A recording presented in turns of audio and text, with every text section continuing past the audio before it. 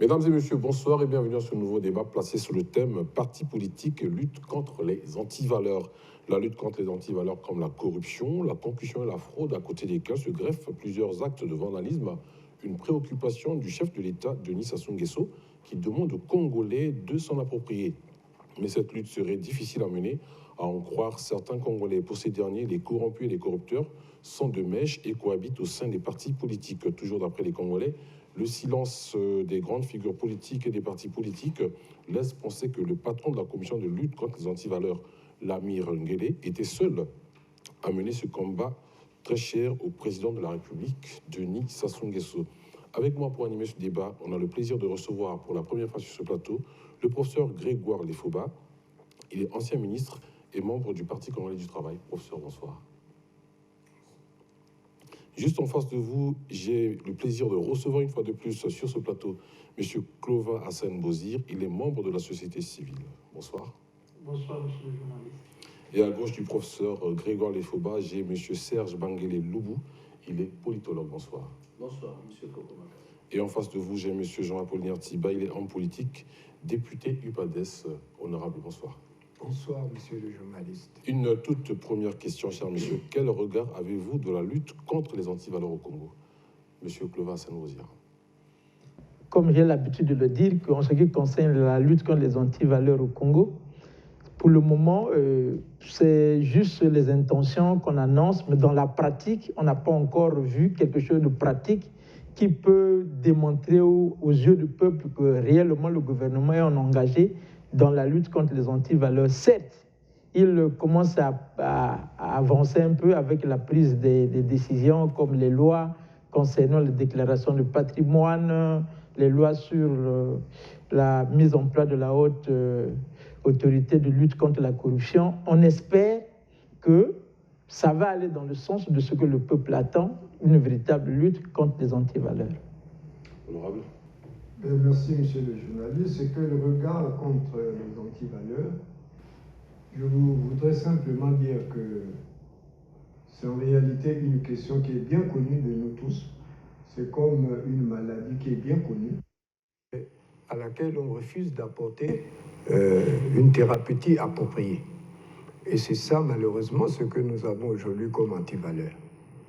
Parce que dans le cas de notre pays, ça ne date pas d'aujourd'hui. Et le président de la République, aujourd'hui, on donne l'impression que c'est maintenant qu'il vient d'en parler. Mais je voudrais nous renvoyer au discours d'investiture du président de 2009, après sa réélection. Un discours qui avait été très applaudi par tout le monde. Tout le monde pensait qu'au sortir de ce discours, le président donnerait un nouveau visage à la société congolaise. Malheureusement, de 2009 à 2018, nous sommes restés dans le même discours. En gros, le problème existe, mais la volonté politique pour y apporter une solution manque. Donc ça n'a pas évolué. Ça n'a presque pas évolué. La situation est restée en l'état. C'est vrai qu'aujourd'hui, on semble voir quelques frémissements, mais attendons de voir. Monsieur Serge Banguele, politologue. Bon, mais sur la lutte contre les antivaleurs, on va dire que nous sommes encore dans les déclarations de principe. Parce qu'en fait, ce que le souverain primaire attend, ce sont les effets. Jusqu'aujourd'hui, on va dire que les lignes ne bougent pas encore. Donc le débat, on l'aura. Je crois que le thème est clair et les partis politiques devaient s'impliquer activement dans cette lutte. Voilà ce que je peux dire à ce stade du débat. Professeur Grégoire Lefoba. Oui, je vous remercie de m'avoir invité. La généreuse présentation que vous avez faite, vous avez parlé de Lefoba, professeur de philosophie, ancien ministre. Mais je n'ai pas la légitimité de parler de PCT ici, mais vous avez rappelé pour l'intérêt des téléspectateurs que vous écoutent.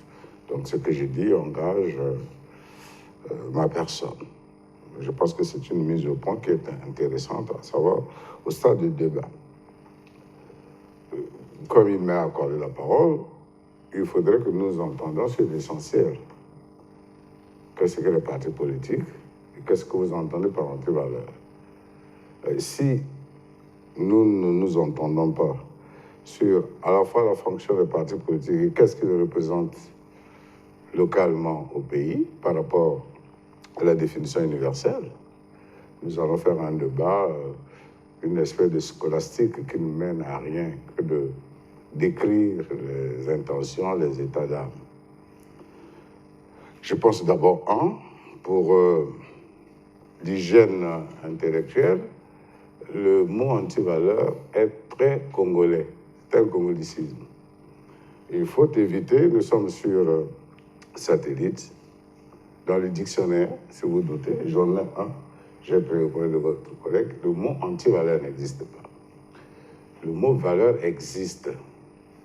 Et d'ailleurs, la société est conduite par la double notion du bien et du mal.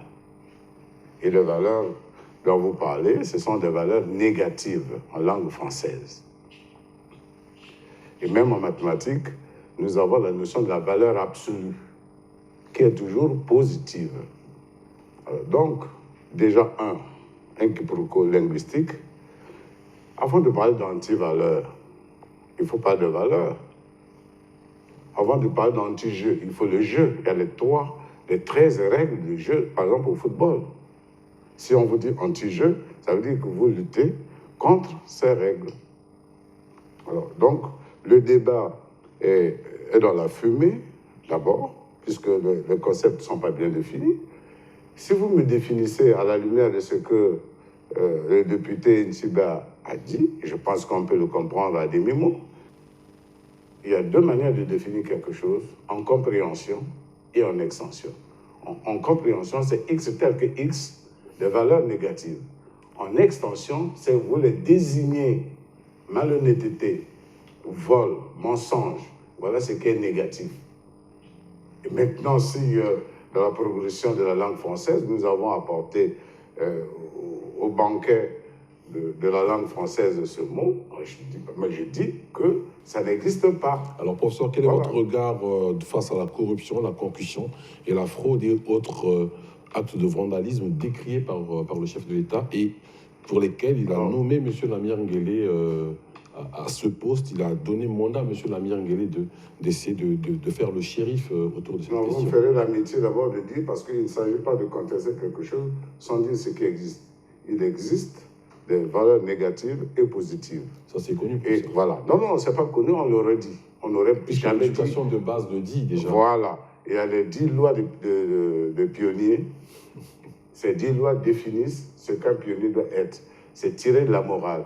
Et de la morale engage ce qu'on appelle l'éthique. L'éthique est une partie concrète de la morale.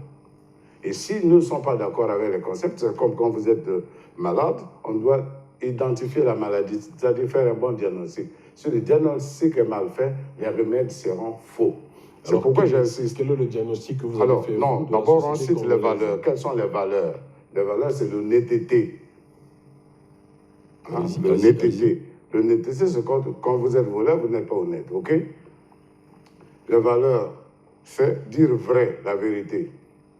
Quand vous mentez à un chef, vous n'êtes pas honnête. C'est une valeur négative. Ensuite, plusieurs. Mais ce que vous dites... C'est aussi voler, hein? Écoutez, moi, je pense que c'est aussi la sémantique linguistique au Congo a changé depuis. Vous savez, dans le langage politique, au lieu de parler à un moment donné, on ne comprenait pas, on disait détournement. Maintenant, de plus en plus, on parle de vol. Ça veut dire qu'il y a un niveau atteint qui ne cherche pas à magnifier le mot. Revenons à la question essentielle. La question essentielle, non. Sur ces mots qui minent la société. Mon regard, ça dit, lorsqu'on parle de ça, on a l'impression qu'on a découvert le monde. En 1975, il y a eu un comité central dans ce pays qui a fait chambouler toutes les institutions parce que la révolution était bloquée et les mots qui étaient décriés, c'est ceux qu'on décrit en 2009, qu'on décrit en 2018. Donc la situation n'a pas bougé. La situation a évolué. Bouger, c'est la mobilité. Ça bouge puisqu'on en reparle.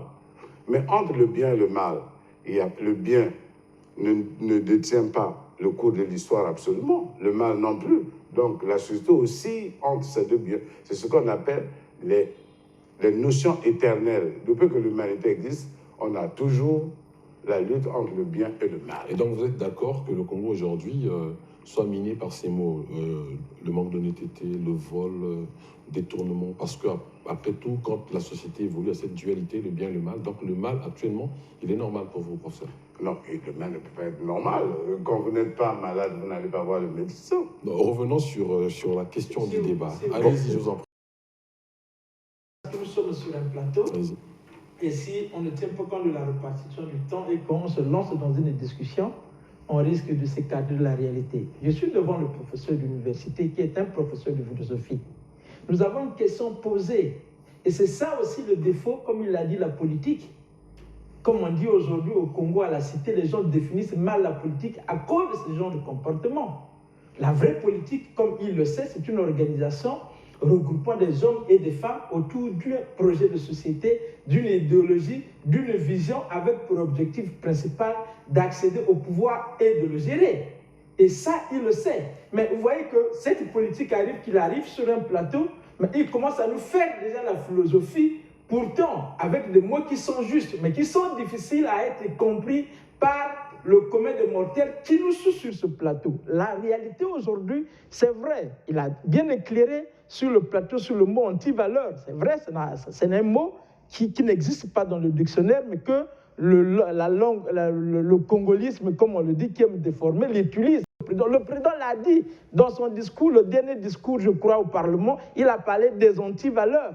Donc, ce n'est pas lui certainement qui prépare ces discours, c'est ça, vous les conseillers qui êtes les professeurs d'université, qui préparaient ces discours, qui écrivaient de n'importe quoi. Il faut le reconnaître sur ce plateau pour dire que oui, c'est passé, mais ça ne sert pas de démontrer que ça n'existe pas. Oui, ça n'existe pas, mais on fait dire ça à un président de la République, d'une nation, d'aller prendre un mot qui est faux devant un Parlement, et le Parlement l'acquiesce, et les journalistes ont pris le relais. Aujourd'hui, ça devient une chanson dans la cité, anti-valeur, anti-valeur. Est-ce qu'il faut venir sur un plateau pour remettre ça en cause? Je dis oui, merci. Au moins, désormais, les intellectuels ne pourront plus faire cette bêtise. Mais je remets en question ce problème-là où on ne choisit plus les cadres en fonction de leurs compétences, mais de leurs liens sur les partis politiques. Et ceci, conséquence, on met à côté d'un président de la République un conseiller qui utilise un mot qui n'existe pas en français pour qu'il le lise en public. Honorable Apollinaire Thiba.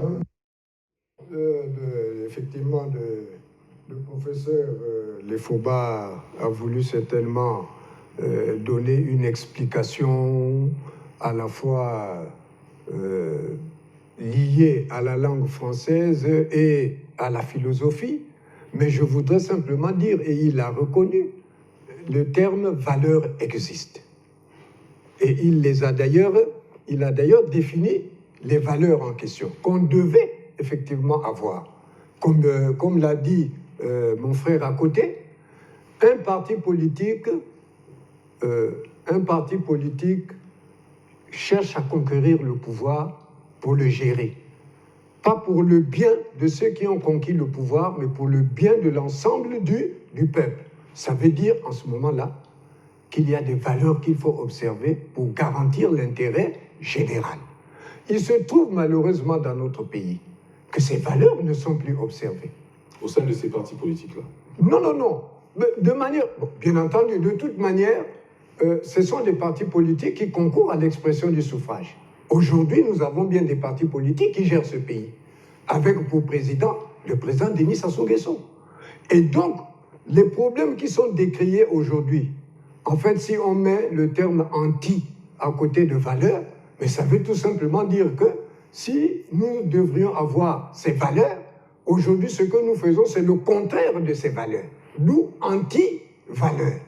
Maintenant, pour le reste, c'est un débat. Le moment venu, peut-être que l'Académie française pourra regarder, puisque de toute façon, il y a des syllogismes qui existent. Non, c'est pas un syllogisme, on appelle néologisme. Néologisme, merci beaucoup, qui existent. Il y a des néologismes qui existent. Et demain, ça pourra être acté par l'Académie française. Mais pour l'heure, ce qui est clair, c'est que nous avons dans notre pays les mots qui minent la gestion de notre pays. Et les partis politiques, vous les interpellez, oui, mais en premier, ce sont les partis politiques de la majorité, aujourd'hui, qui devaient en principe même être là avec nous, pour qu'ils nous expliquent pourquoi eux qui ont voulu gérer le pays pour le bien de tout le monde, l'ont finalement conduit là où il se trouve aujourd'hui, avec le président Sassou. Voilà ce que je voulais ajouter. Nous allons donc évoluer, monsieur Serge, allez-y. Merci. Je voulais que le débat que nous avions, que ce soit un débat clair. Nous devons éviter que ce débat s'enlise dans un académisme de mauvais goût. Anti-valeurs, valeurs négatives, le mal, il est là. Les anti-valeurs sont là. Le professeur a parlé d'un repère historique, il a parlé d'une année 75. Mais dans ce pays, on a eu une cour révolutionnaire de justice, présidée par M. Adouki, où les auteurs des détournements de fonds, acteurs politiques, ont été arrêtés, bien vendus, et l'argent reversé au trésor dans ce pays.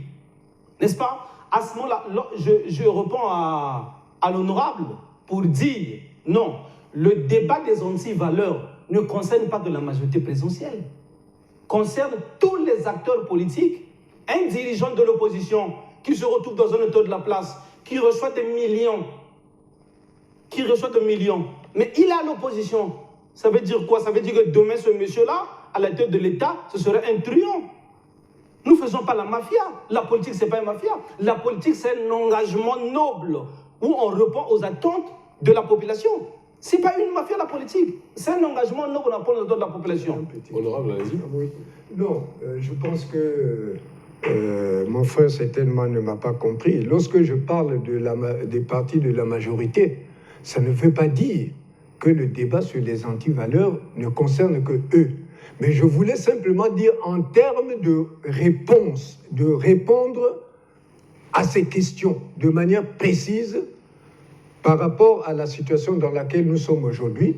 Il n'y a pas mieux que ceux qui sont aux commandes du pays. Et ceux qui sont aux commandes, c'est la majorité présidentielle, la majorité présidentielle actuelle. Maintenant, pour le reste, dans le cadre du débat sur les antivaleurs, mais je l'ai déjà dit, tout parti politique qui concourt à l'expression du suffrage a pour objectif gérer le pays. Nous, UPADES, en 2016, nous avons eu un candidat. Si le premier secrétaire, Pascal Sati Mabiala, avait été élu président de la République en mars 2016, mais c'est bien lui qui serait aujourd'hui aux commandes du pays. Donc l'UPADES ne peut pas s'exclure du débat des antivaleurs. Non, je ne l'ai pas dit. Vous m'avez certainement mal compris, mais j'ai dit que par rapport au contexte actuel, nos amis des partis politiques de la majorité présidentielle ont effectivement, entre griffes, et je peux le dire, des comptes à rendre au peuple congolais. Alors, nous allons évoluer, nous allons repartir du côté de la régie pour suivre le compte-rendu du dernier Conseil des ministres du 20 septembre, parlant de l'annonce de la création de cette haute autorité de lutte contre la corruption, la concussion et la fraude. Et on revient juste après.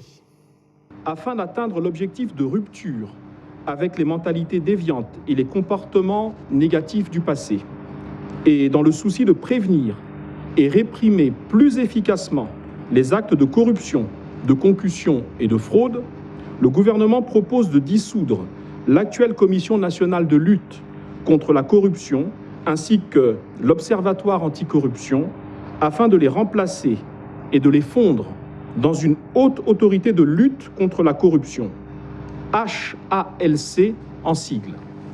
Cette haute autorité deviendra le pivot essentiel pour le compte des pouvoirs publics du processus de lutte contre la corruption et autres infractions connexes.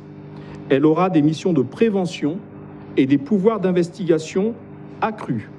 Retour sur ce plateau, l'action de la Commission nationale de lutte contre la corruption, la concussion et la fraude, qui sera remplacée par une haute autorité à propos est une question nationale, voire de souveraineté.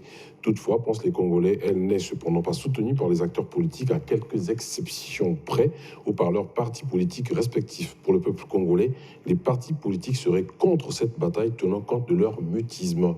À titre d'exemple, il cite tout ce que l'on pourrait désigner par l'affaire Jean-Marc Tister contre l'Amir Nguélé. Et ce n'est pas tout.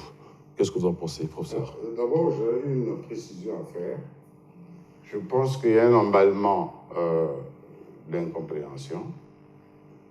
Je suis désolé de vous dire ceci, que nous n'avons pas pu d'abord définir les partis politiques. Est-ce que les partis politiques ont une politique particulière sur cette notion, comme l'a dit le député?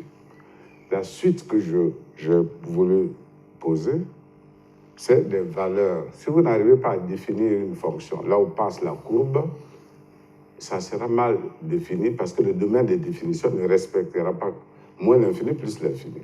C'est ça l'essentiel. Alors, parler de l'académisme, je crois que nous avons, comme il a dit, l'intérêt majeur, c'est d'éclaircir le débat. Si c'est l'embrouiller pour dire qu'on fait comme tout le monde, vous savez très bien qu'un télégramme mal rédigé aura des effets négatifs par rapport aux gens qui vont recevoir le message. C'est pour cette raison qu'on fait attention, même en lingala. La manière de dire les choses détermine l'action à faire. Et monsieur a parlé bien d'idéologie, des partis politiques. Pour que cette émission porte, il faut que vous nous posiez la question, à quoi servent les partis politiques? Quelle est leur politique respective dans ce domaine des valeurs négatives? Ensuite, les valeurs, comme vous avez cité, la corruption. Pour qu'il y ait la corruption, il faut un corrompu, un corrupteur. Je pense que l'introduction l'a dit, professeur. Voilà. Et deuxièmement, ce qu'a dit M. Tsiba. Professeur, les Congolais vous écoutent. Oui. Les Congolais voudraient avoir des réponses. Voilà. M. Tsiba, non, les réponses, ce que M. Tsiba a dit, repris par M. Banguera, c'est tellement dangereux. Un problème national, il ne faut pas le localiser à partir des partis politiques. C'est un problème d'intérêt national. Il y a autant de voleurs à gauche ou à droite. Et donc, ramener le débat à ce niveau me paraît avoir une indigence conceptuelle. Pourquoi? Parce que nous n'allons pas bien servir. Parce que si je dis à mon frère qui est en face de moi, il me dit, je suis médecin, tu souffres de quoi? De la dent. À la place de la dent, je lui donne des médicaments au nez. Est-ce qu'il va guérir? Alors, donc, je dis précisément, cette question est posée. Non. Les Congolais sont déjà intelligents. Professeur, les Congolais pensent que si nous sommes aujourd'hui dans cette situation, c'est parce que l'ensemble de la classe politique n'est pas responsable. Êtes-vous d'accord avec les Congolais qui le pensent, oui ou non? Qu'est-ce qu'être responsable? Être responsable, c'est avoir la possibilité de donner des réponses. Lesquelles, bonnes ou mauvaises? C'est à vous de voir, professeur. Voilà. C'est une question certainement bien posée, parce que vous reprenez ce que tout le monde pense. Le problème de la corruption, du vol, il n'y a pas que les dirigeants. Parce que personne n'a parlé des dirigeants. Attends, mais pourquoi vous ne voulez pas que je m'exprime? Allez-y. Mais les partis politiques, comme il a essayé d'exprimer, qu'est-ce qu'un parti politique? Si un parti politique représente une famille, une ethnie ou une idéologie, mais on ne juge un parti politique qu'à partir de l'idéologie. C'est comme quand vous allez à la chasse. Il y a deux manières d'aller à la chasse. Une chasse, quand vous tuez le gibier, vous le partagez à tout le monde. Il y a des chasses individuelles. Donc vous commencez par les dirigeants déjà. Vous accusez les dirigeants. Allez-y, professeur. Écoutez, moi, je ne sais pas si c'est des pièges à con. Non. Vous parlez de partis politiques, c'est tout l'ensemble. l'ensemble. Des dirigeants. Donc commençons par les dirigeants. Le monsieur député, l'honorable député, a parlé de la majorité. Le collègue à gauche l'a repris en disant que c'est un problème d'intérêt national. On ne peut pas fixer. Admettons qu'on parle du vol. OK? Si je suis voleur dans un parti politique et le matin, vous, qui n'êtes pas dans le même parti, vous venez demander de l'argent. Donc vous venez demander de l'argent à un voleur, vous êtes un receleur. Non. Moi, je pense que l'intérêt de la pédagogie d'une télévision, c'est qu'on parle à tout le monde avec des niveaux différents. Donc il faut, comme on l'a dit ici, amener le discours à ce que tout le monde comprenne. C'est pour cette raison... On a comme l'impression que vous ne voulez pas répondre à la question. Non, je n'ai pas... Attendez. La question que vous posez, laquelle? La question est laquelle? La question a été posée. Non, non, elle est mal posée. Alors, parce qu'une question. Là, professeur. Non, la question que j'aurais voulu entendre de vous. Professeur. Nous sommes dans une situation de blocage. On parle de corruption. Quels sont les remèdes? Avant d'avoir les remèdes, il faut faire le bon diagnostic. Vous avez le ministre, le porte-parole du gouvernement a parlé d'une commission. Vous avez essayé de parler de l'affaire du ministre des hydrocarbures. Oui. Moi, je crois que c'est un débat serein. Vous n'avez pas demandé si M. Banguela doit répondre oui ou non. Nous sommes sur les partis politiques et la lutte contre ce que vous voulez. Bon, alors moi, je vais commencer par les partis politiques. Hein. Voilà. Donc, si vous voulez, c'est ça. Les partis politiques au Congo, de toute façon, les partis politiques au Congo, depuis une vingtaine d'années, ce sont des comités d'élection.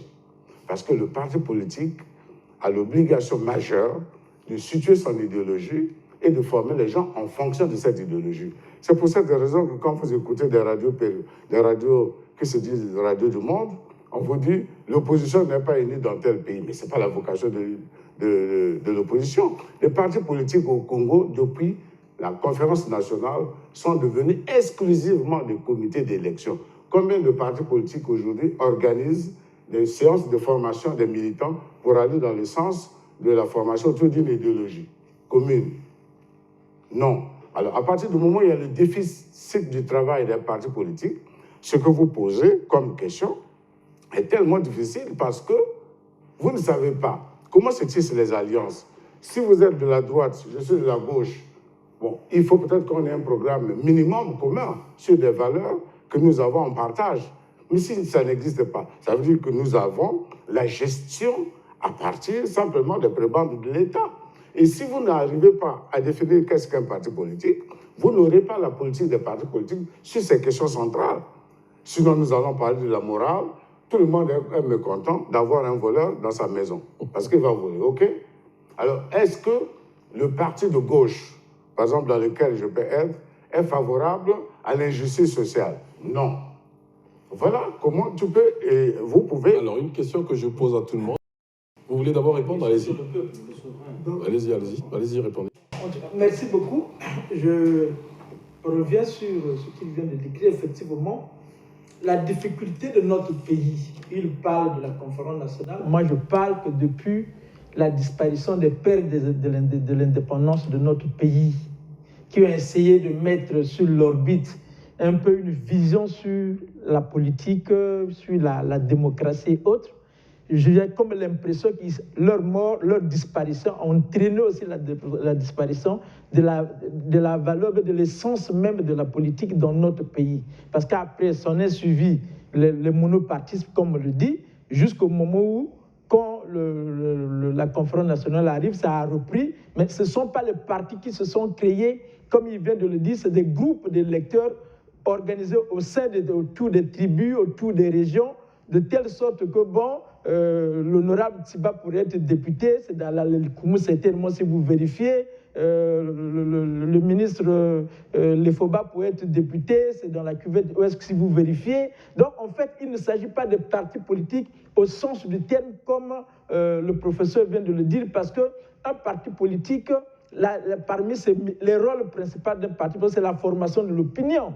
Le rôle principal d'un parti politique, comme vous regardez, c'est le compteur de l'action gouvernementale, qu'il soit à l'opposition, qu'il soit à la gouvernance du pays. Mais quand vous regardez la façon dont notre pays fonctionne, pour moi, je n'appelle pas ça des partis politiques, ce sont des partis du ventre. C'est-à-dire que ceux qui créent ces partis, le but, ce n'est pas la gestion, comment faut-il gouverner la cité, le but, c'est comment arriver au pouvoir pour pouvoir s'enrichir, parce que quand vous regardez très bien, les gens au Congo font la politique pas par idéologie, pas par vision, mais ils font la politique juste comme un moyen de vivre, comme un commerce. Donc, il faudrait même que les philosophes et les grands intellectuels réfléchissent pour comment redéfinir le système politique qui est mis en place, qui roule actuellement dans notre pays. Parce que quand vous regardez la façon dont les gens se comportent, vous regardez, comme le professeur vient de le dire, mais il n'y a aucune organisation politique réelle. Les gens, même au sein des partis qui existent, se retrouvent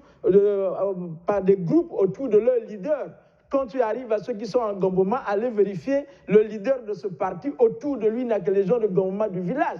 Ainsi de suite. Donc, je prends un exemple comme ça pour ne pas citer que Gamboma. Tout le pays est organisé comme ça en parti politique et chacun s'élève avec son groupe pour venir au sein d'un parti. Donc, on ne peut pas appeler ça parti politique. Donc, à partir du moment où le commencement, c'est-à-dire le parti en tant que tel, n'est pas défini, n'évolue pas dans le sens de parti politique par essence universelle, je ne vois pas comment la suite, il pouvait accomplir les missions dévolues à un parti politique. Merci beaucoup, honorable. Vous avez 2 minutes, mais on reviendra parce qu'on a une pause à prendre. Mais allez-y, 2 minutes quand même. Je ne peux pas laisser passer tout ce qui est en train d'être dit. Nous n'allons pas inventer la roue. Nous n'allons pas inventer la roue. Les partis politiques dans notre pays ne datent pas d'aujourd'hui. Oui, nous avons eu les pères de l'indépendance qui avaient des partis politiques. Mais la situation évoluant, il y a d'autres partis politiques qui sont nés. Il y a parmi ces partis politiques ceux qui ont géré ce pays. Le PCT l'a géré à l'époque du monopartisme jusqu'à ce qu'il soit revenu dans des conditions que nous connaissons. L'UPADES a géré ce pays. On ne peut pas dire que les partis politiques n'existent pas. Maintenant, si les bastions des partis politiques sont interprétés comme étant le regroupement par je ne sais pas quelle astuce, mais même en Europe, en tout cas, personne ne me dira le contraire, que ce soit aux États-Unis, que ce soit en France. Quand on vous parle du Parti socialiste, on vous parle de RPR à l'époque, aujourd'hui devenu les Républicains et autres, mais on vous dira que telle zone, c'est le bastion de tel parti politique. Mais cela ne signifie pas... On va prendre une pause. Non, on prend une pause parce que en télévision, le temps c'est de l'argent. On prend une pause et puis on revient quelques minutes après. Sur ça. D'accord.